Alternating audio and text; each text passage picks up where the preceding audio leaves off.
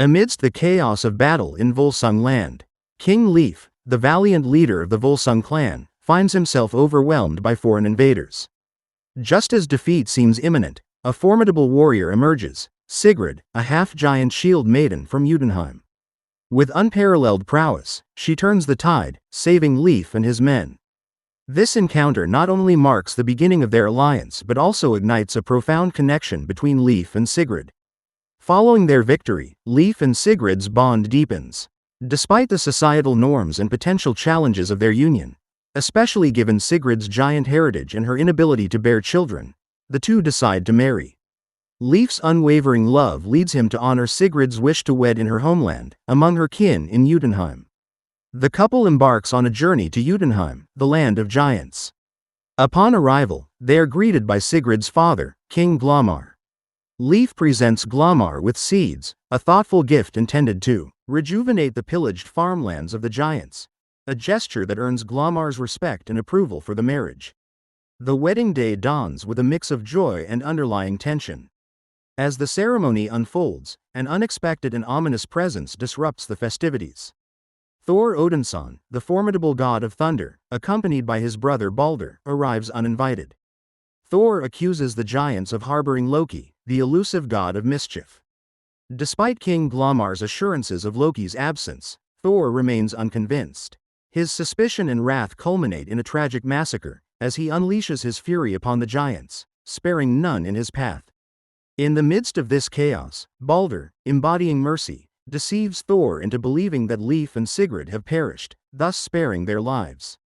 In the aftermath of the slaughter, a grief-stricken and enraged Sigrid vows retribution against Thor for the annihilation of her family and clan. Her path soon intersects with Loki, who reveals himself and offers his assistance. He proposes a pact. In exchange for her allegiance, he will aid her in her quest for vengeance. This agreement, however, comes with a significant caveat. Sigrid must forsake her right to enter Valhalla, the revered Hall of Warriors, upon her death. Driven by her desire for revenge, Sigrid accepts the terms, setting her on a perilous journey that will challenge her resolve and redefine her destiny. Sigrid standing before Hel, the enigmatic ruler of the underworld and daughter of Loki. Hel, with her dual visage, half living, half dead, scrutinizes Sigrid's resolve. She questions Sigrid's motivations, suggesting that her desire for vengeance stems from a place of hidden guilt and suppressed rage. Sigrid confronts Hel about the nature of destiny and the roles they are compelled to play in the. She advises Sigrid to seek out the dwarf smith, Andvari, renowned for his unparalleled craftsmanship and possession of such rare metal. Hel warns, however, that the path ahead is fraught with peril and that alliances must be carefully chosen. Determined to pursue her vendetta, Sigrid returns to the mortal realm and discusses with Leif the necessity of gathering a band of warriors who share their cause or have nothing left to lose. They first approach Hervor, a formidable shield maiden and Sigrid's trusted friend. Hervor, bearing her own scars from battles past, agrees to join them, driven by a personal code of honor and loyalty. Next, they turn to Egil, Leif's former slave and a gifted poet. Egil, though initially hesitant, is persuaded by the promise of freedom and the allure of composing an epic saga about their quest. The group then seeks the counsel of the Side Kona, a powerful witch with a shadowy past. The Side Kona, residing in a secluded forest, is initially wary of their intentions. However, recognizing the sincerity in Sigrid's plea and perhaps seeing a reflection of her own suppressed desires, she agrees to aid them. She introduces them to Ulfr, a mysterious warrior with a wolf-like demeanor, who becomes the next member of their burgeoning fellowship. The journey leads the group to Nidavellir, the realm of the dwarves, where the air is thick with the scent of molten metal and the rhythmic clanging of hammers. As they approach the grand forges, they are confronted by spectral apparitions, the souls of women betrayed and wronged, now bound to guard the entrance. These wraiths, with hollow eyes and mournful wails, challenge the group's resolve. Loki, ever the trickster, appears and offers his assistance, guiding them through the treacherous path and revealing hidden truths about the nature of betrayal and vengeance. Upon reaching the heart of the forge, they encounter Andvari, a master smith with a demeanor hardened. Unaware of her true identity, he refers to her as the Weeping, a moniker that belies her strength and determination. A tempest brews, both literally and metaphorically, as Thor conjures a storm, isolating Sigrid from her companions. The ensuing battle is intense, with Sigrid displaying formidable prowess against the god. Their combat is a dance of fury and skill, each blow echoing with the weight of personal vendettas and divine machinations.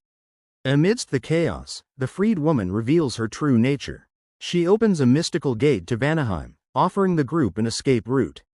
Bound by ancient accords, no Asgardian can cross into Vanaheim without inciting war.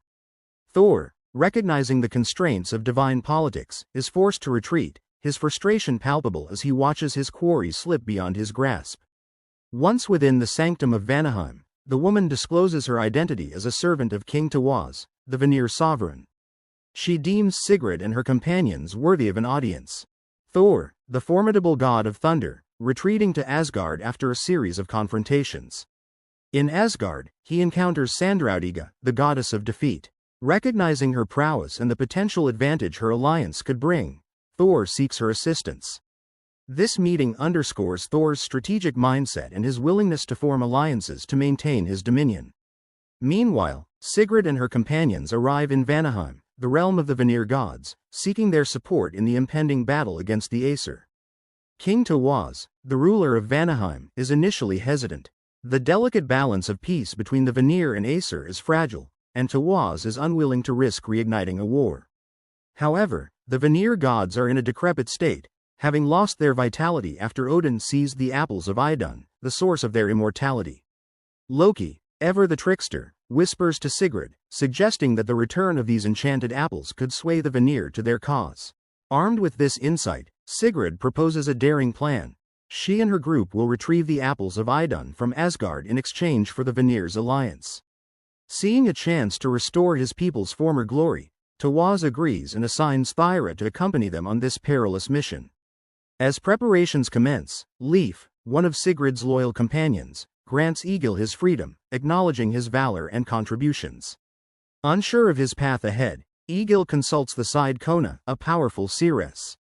She reveals a haunting vision, Egil's death in battle at Asgard. With this foreknowledge, she advises him to return home and avoid the foretold fate. This prophecy weighs heavily on Egil as he grapples with his destiny and the concept of free will. The journey to the orchard where the apples of Idun are kept is fraught with danger. Upon arrival, the group encounters Fafnir, the guardian of the orchard.